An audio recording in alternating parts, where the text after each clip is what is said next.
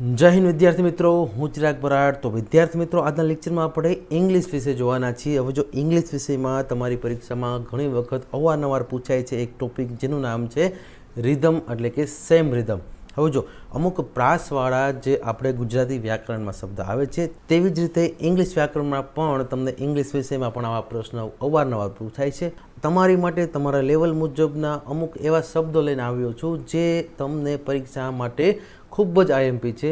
તો શરૂઆત કરી લેક્ચરની। તો હવે તમે સ્ક્રીન પર જોઈ શકો છો તેમ ambition exam training centre Navodaya અને સૈનિક સ્કૂલમાં આપનું સ્વાગત છે। અને વિવિધ એક્ઝામ જેવી કે સીઈટી, જ્ઞાન સાધના, પીએસસી, એકલવ્ય, એનએમએમએસ, સીસીઈ અને પોલીસ ભરતી જેવી વિવિધ પરીક્ષાના જે પરીક્ષાલક્ષી ઉપયોગી લેક્ચર મેળવવા માટે તમે આ ચેનલમાં જોડાઈ શકો છો, જેમાં તમને બધી જ તૈયારી કરવામાં આવે છે। તો હવે આજનો ટોપિક જોઈએ તો આજે ઇંગ્લિશમાં આપણે સેમ રિધમ એટલે કે સરખા પ્રાસવાળા શબ્દના જે અંગ્રેજી શબ્દો છે તેની આજે ચર્ચા કરવાના છીએ। અને વિદ્યાર્થી મિત્રો, તમારા માટે ઘણા બધા શબ્દો સાથે તમે આ બધા શબ્દો જે ઇંગ્લિશમાં છે તેના અર્થ પણ અહીંયા જોશો, એટલે કે તમારી માટે અહીંયા ડબલ ફાયદો છે। એક તો સરખા પ્રાસવાળા રિધમવાળા શબ્દો અને સાથે બધા શબ્દોનો અર્થ પણ અહીંયા તમને સમજાવીશ। તો વિદ્યાર્થી મિત્રો, આ જે સરખા પ્રાસવાળા જે શબ્દો છે, સેમ રિધમવાળા શબ્દો, એ આધારિત જે પરીક્ષામાં આઈએમપી પ્રશ્ન પૂછાય છે એની આજે આપણે ચર્ચા કરવાના છીએ। એટલે કે જો તમે નવા છો તો આ ચેનલને સબસ્ક્રાઈબ કરી નાખો, આ વિડીયો લાઇક કરી નાખો। હવે આ વિડીયોની શરૂઆત કરી તો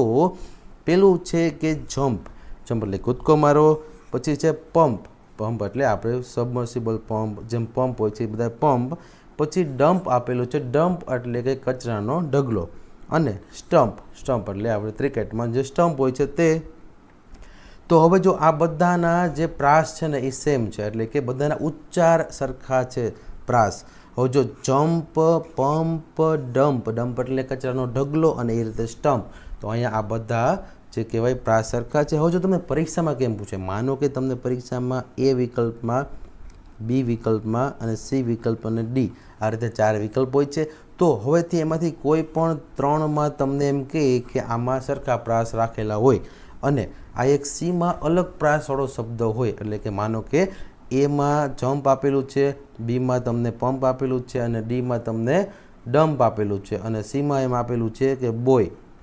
તો જો આ જમ્પ, પંપ અને સ્ટમ્પ એટલે કે એ, બી અને ડીમાં આ રીતે પ્રશ્નમાં ઓપ્શન હોય તો અહીંયા એ, બી અને ડી સરખા પ્રાસવાળા શબ્દો થાય। અને સીમાં માનો કે બોય આપેલું છે તો બોય એ અલગ પ્રાસ થઈ ગયો, જે જમ્પ, પંપ અને સ્ટમ્પ કરતાં અલગ પ્રાસ બોય છે, તેથી અહીંયા જવાબ આવે બોય। તો એ રીતના અહીંયા તમને અંગ્રેજીના વિષયમાં પ્રશ્ન પૂછાય છે। તો વિદ્યાર્થી મિત્રો, આ બધા જ પ્રશ્ન આજે આપણે ડિટેલમાં અભ્યાસ કરવાના છીએ।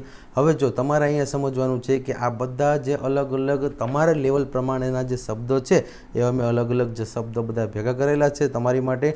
તો વિદ્યાર્થી મિત્રો, હવે પછી જોઈએ તો એક્રોસ। એક્રોસ એટલે હું એમ કહું એક્રોસ ધ રોડ એટલે રોડની આજુબાજુ, તો એવા અર્થમાં અહીંયા એક્રોસ। લોસ એટલે કે પ્રોફિટ અને લોસ, આપણે નફો અને ખોટ ભણીએ છીએ તો લોસ એટલે કે નુકસાન, ખોટ। ક્રોસ એટલે કે ક્રોસ ધ રોડ એટલે રોડને ક્રોસ કરો અથવા ક્રોસિંગ, તો એ અર્થમાં ક્રોસ।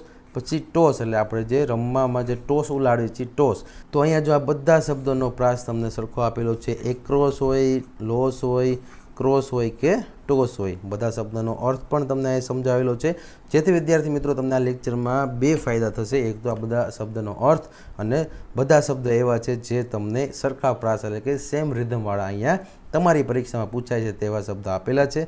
હવે જો ત્રીજામાં છે એડ અને ગ્લેડ। ગ્લેડ એટલે કે હું એમ કહું કે ગ્લેડફુલ એટલે કે આનંદિત એમ, તો ગ્લેડ એટલે કે પ્રસન્ન, આનંદિત થવું, આમ ખુશ થઈ જવું એટલે કે આનંદિત, એ શબ્દમાં એ ગ્લેડનો અર્થ થાય છે। સેડ એટલે કે દુઃખી, એ તો તમને ખ્યાલ હશે। મેડ એટલે કે જેને મગજની બીમારી હોય એટલે મેડ એટલે કે અહીંયા પાગલ, એ રીતે મગજની બીમારી હોય તો આપણે એને મેડ કહીએ છીએ। પછી લેડ એટલે અહીંયા બાળકની વાત કરીએ છીએ, પણ એવા બાળક જે સ્કૂલમાં અભ્યાસ કરે છે, નહીં કે 5 વર્ષથી નાના, એટલે કે સ્કૂલમાં અભ્યાસ કરતા હોય એ બધા બાળકને અહીંયા લેડ કહેવાય, એટલે કે તમે બધા અત્યારે લેડ છો। લેડ એટલે કે સ્કૂલમાં અભ્યાસ કરતું બાળક। તો વિદ્યાર્થી મિત્રો, ત્યાર પછી છે ડેડ એટલે કે પિતા, તમને ખ્યાલ હશે। બેડ એટલે કે ખરાબ અને હેડ એટલે કે આપણે અંગ્રેજી કાળમાં જે ભૂતકાળમાં જે હેડનો ઉપયોગ કરતા હોય તે હેડ। એટલે કે અહીંયા તમને સરખા પ્રાસવાળા શબ્દોમાં વિદ્યાર્થી મિત્રો આપેલા છે એડ, ગ્લેડ, સેડ, મેડ અને લેડ। પછી ડેડ, બેડ અને હેડ. તો આ બધા જ સરખા પ્રાસવાળા શબ્દો આપેલા છે, એટલે કે સેમ રિધમ. ત્યાર પછી ચોથામાં જોઈએ તો આર્ટ. પાર્ટ એટલે આર્ટ એટલે કલા, પાર્ટ એટલે ભાગ. પછી સ્ટાર્ટ એટલે તમને ખબર જ છે શરૂઆત. પછી એપાર્ટ એટલે કે અલગ. પછી ચાર્ટ. ચાર્ટ એટલે વિદ્યાર્થી મિત્રો આપણે જે ચાર્ટ બનાવીને જે દિવાલમાં ચોંટાડતા હોય ચાર્ટ. પછી તો કે હાર્ટ. પછી કાર્ટ. કાર્ટ એટલે કે અહીંયા ગાડું થાય. હવે જો બળદગાડું છે તો એમાં જે ગાડું છે કે પાછળ જોડેલું હોય ગાડું, એ ગાડું એટલે કાર્ટ થાય. અથવા તો તમે કોઈ મોલમાં જાઓ અને વસ્તુ ખરીદવા માટે ઓલી નાની એવી ટ્રોલી લ્યો, એ ટ્રોલીને પણ તમે કાર્ટ કહેવામાં આવે છે. પછી ડિપાર્ટ એટલે કે માનો કે તમે રેલવે સ્ટેશન ઊભા છો, બસ સ્ટેન્ડ ઊભા છો, અથવા તો આ ટિકિટ ઓનલાઈન તમે બુક કરાવેલી હોય તો એમાં ડિપાર્ટ ફ્રોમ લખેલું હોય, એટલે કે પ્રસ્થાન થવાની શરૂઆત. હવે જો બસમાં એમ લખેલું ડિપાર્ટ ફ્રોમ અહેમદાબાદ, એટલે કે અહેમદાબાદથી પ્રસ્થાન એટલે કે શરૂઆત આ મુસાફરીની થશે. તો એ રીતે ડિપાર્ટ એટલે કે પ્રસ્થાન. તો અહીંયા જો તમને આ બધા જ સરખી પ્રાસવાળા તમને શબ્દો આપેલા છે, એટલે કે આર્ટ એટલે કલા, પાર્ટ એટલે ભાગ, પછી સ્ટાર્ટ એટલે શરૂઆત કરવી, એ પાર્ટ એટલે અલગ, ચાર્ટ એટલે કે આપણે જે ચાર્ટ બનાવતા હોય તમે સ્કૂલમાં દિવાલમાં ચોંટાડેલા હોય એ બધા ચાર્ટ. પછી હાર્ટ, તો હાર્ટ એટલે ખબર જ છે. પછી કાર્ટ એટલે ગાડું, ગાડું એટલે કે ગાડાના અર્થમાં પણ કહેવાય. મોલમાં જાઓ તો ત્યાં ઓલી નાની એવી ટ્રોલી સામાન ભરવાની હોય એ પણ કાર્ટ કહેવાય. અને ડિપાર્ટ એટલે પ્રસ્થાન થવું. અહીંયા તમને એ અર્થમાં કીધું છે કે જ્યારે રેલવે સ્ટેશનમાં કે બસ સ્ટેશનમાં આપણે કોઈ બસ ક્યાંથી ઉપડવાની છે એ રીતે ડિપાર્ટ ફ્રોમ એ રીતે લખેલું હોય છે ત્યાં. તો વિદ્યાર્થી મિત્રો આ બધા શબ્દો તમારે સમજવાના છે. પછી કીધું છે એજ એટલે ઉંમર, સ્ટેજ એટલે કે આપણે જે ભાષણ કરતા હોય અથવા તો કાર્યક્રમમાં જે સ્ટેજ હોય છે તે સ્ટેજ. એંગેજ એટલે જોડાવું અથવા તો તમે એંગેજમેન્ટ એમ પણ કહી શકો, એટલે ખાલી એંગેજ. અને કેજ એટલે કે પાંજરું. તો પાંજરું એટલે કે વિદ્યાર્થી મિત્રો પોપટનું પાંજરું હોય કે પછી દીપડાનું પાંજરું હોય, તો આ પાંજરું એટલે કે કેજ. તો અહીંયા તમને આ બધા શબ્દોમાં સમાન જે કહેવાય ને કે રિધમ આપેલું છે, એટલે કે પ્રાસ બધામાં સમાન છે, એટલે કે એના ઉચ્ચારની દ્રષ્ટિએ બધા સમાન છે. એજ, પછી સ્ટેજ, એંગેજ અને કેજ. કેજ એટલે પાંજરું. ત્યાર પછી જોઈએ તો બોય. જોય એટલે આનંદ કરો, ટોય એટલે રમકડું, એન્જોય, ડિસ્ટ્રોય અને એમ્પ્લોય. તો જો જોય એટલે આનંદ કરો, ટોય એટલે રમકડું, એન્જોય એટલે આપણે એન્જોય કરતા હોય એ એન્જોય એટલે પણ આનંદ થાય, સમાનાર્થી શબ્દ છે, સિનોનિમ્સ છે. ડિસ્ટ્રોય એટલે કે નાશ કરવું એનો અર્થમાં અહીંયા ડિસ્ટ્રોય થાય. પછી એ રીતે એમ્પ્લોય એટલે કર્મચારી થાય. તો વિદ્યાર્થી મિત્રો અહીંયા ખાસ ધ્યાન રાખજો. બોય એ તો ખબર જ છે છોકરો, જોય આનંદ કરો, ટોય રમકડું, એન્જોય એટલે આનંદ કરો, ડિસ્ટ્રોય એટલે નાશ કરવું અને એમ્પ્લોય એટલે કે કર્મચારી. તો અહીંયા આ બધા જ શબ્દોમાં સમાન પ્રાસ રહેલો છે, એટલે કે બોય, જોય, ટોય, એન્જોય, ડિસ્ટ્રોય અને એમ્પ્લોય. ત્યાર પછી છે બેડ. બેડ એટલે અહીંયા બેડશીટ હોય છે એ રીતે બેડ. પછી શેડ એટલે કહેલું, રેડ એટલે કલર, ડેડ એટલે મૃત્યુ પામવું અથવા તો મૃતક. પછી વેડ એટલે કે અહીંયા લગ્ન પ્રસંગમાં જે વેડિંગ, આપણે જે લગ્ન પ્રસંગમાં વેડિંગ બોલીએ છીએ એ વેડિંગ. અને તમે ક્યારેક કંકોત્રીમાં પણ જોયું છે કે કોઈ પણના લગ્ન હોય, માનો કે છોકરો અને છોકરીના આ રીતે નામ લખેલા હોય એની વચ્ચે આ રીતે વેડ લખેલું હોય છે, એટલે કે અહીંયા કંકોત્રીમાં પણ આ રીતે વેડ આપણે આપેલું હોય છે, એટલે કે વેડ એટલે કે વેડિંગ એટલે કે લગ્ન પ્રસંગ. તો એ રીતે હેડ એટલે માથું. તો અહીંયા વિદ્યાર્થી મિત્રો આ બધા શબ્દોનો પ્રાસ સરખો છે. બેડ, સેડ, રેડ, ડેડ, વેડ અને હેડ. તો આ રીતે તમને પરીક્ષામાં ઇંગ્લિશ વિષયમાં પૂછાય છે કે આમાંથી અલગ પડતો પ્રાસ ઓળખો, એટલે કે તમારે આ બધા પ્રાસના સમાન જોઈ લેવાના. ઇંગ્લિશ વિષયમાં બહુ જ પૂછાય છે આવું બધું. પછી બોલ. બોલ એટલે કે આપણે જે રમવાનો બોલ છે. સ્મોલ એટલે નાનું, કોલ એટલે કે આપણે ફોન કરી કોલ ઈ, ફોલ એટલે કે પડી જવું, ટોલ એટલે ઊંચું અને મોલ એટલે કે મોલ એટલે આપણે જે વસ્તુ ખરીદવા જતા હોય તે મોલ, અને વોલ એટલે કે દિવાલ.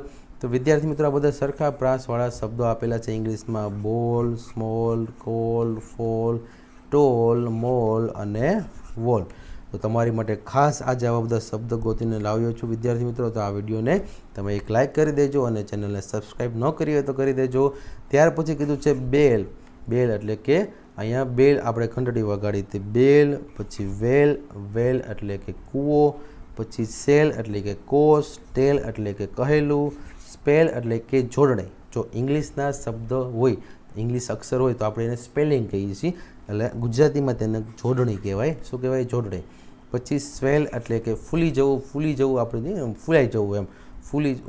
કોઈ પણ વસ્તુ આમ ફૂલી જતી હોય તો આપણે કહીએ ને ફૂલી ગયું એમ, તો એને ઇંગ્લિશમાં સ્વેલ કહેવાય. સેલ એટલે વહેંચવું, સેલિંગ કરવું. ફેલ એટલે કે પડી જવુંનું આ ભૂતકાળનું રૂપ થઈ ગયું ફેલ. પછી હોસ્ટેલ તો તમને ખ્યાલ હશે, સ્મેલ એટલે ગંધ આવી, સુગંધ આવી, તો સ્મેલ. તો આ રીતે તમને સરખા પ્રાસવાળા શબ્દો આપેલા છે, જેમાંથી બેલ એટલે ઘંટડી, વેલ એટલે કૂવો, સેલ એટલે કે કોષ, ટેલ એટલે કે કહેલું, સ્પેલ એટલે કે જોડણી સ્પેલિંગ, અને સ્વેલ એટલે ફૂલી જવું, સેલ એટલે વેચવું, ફેલ એટલે કે ફોલનું અહીંયા ભૂતકાળ છે એટલે કે પડી જવું, એટલે કે પડી ગયું, અથવા એ રીતે તમે ઉચ્ચાર ભૂતકાળમાં કહી શકો. હોસ્ટેલ અને સ્મેલ એટલે ગંધ એટલે સ્મેલ. ત્યાર પછી 10મું જોઈએ તો બર્ન. બર્ન એટલે કે સળગવું, સળગે છે એ રીતે બર્ન. પછી લર્ન એટલે શીખવું, સ્ટર્ન એટલે કે કઠણ, કડક એના અર્થમાં સ્ટર્ન આપેલું છે. અર્ન એટલે કે કમાવવું, કમાવાના અર્થમાં અર્ન.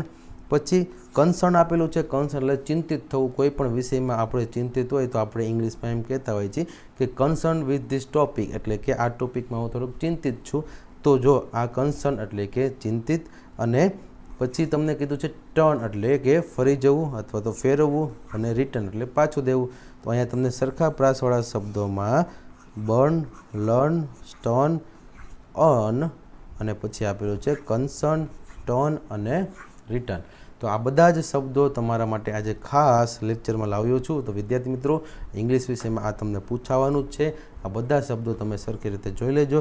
હજી પણ આનો ભાગ 2 આવશે, જેમાં આપણે અલગ બીજા અમુક શબ્દો પણ જોઈશું, જે તમને વધારે પ્રેક્ટિસમાં અનુકૂળ રહે. તો જો તમે નવા છો તો આ ચેનલને પહેલાં સબસ્ક્રાઈબ કરી દો. જ્યારે પણ વિડીયો આવશે ત્યારે તમને સૌથી પહેલાં નોટિફિકેશન મળશે, અને આ વિડીયોને લાઇક કરી દો. તો વિદ્યાર્થી મિત્રો, હવે પછીના નવા લેક્ચર સાથે ભેગા થઈ, ત્યાં સુધી જય હિન્દ, જય ભારત.